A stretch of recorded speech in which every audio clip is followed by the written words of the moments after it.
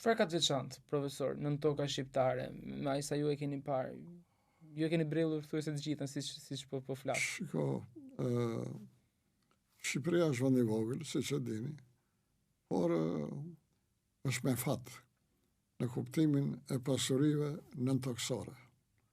Domethënë Shqipëria është e pasur në lëndë minerale, duke filluar që nga nafta, gazi, qymyret, pastaj nga pasuritë e mëdha të Shqipërisë është kromi, që është masivi, themi ne, i bulqizës, i cili është i pafund.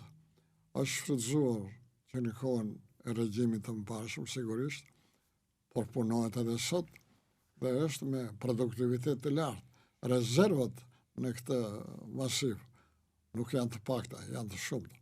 Po përveç kromit, është bakri, është alumini, janë elemente rrallë, platinio, uraniumio, shumë.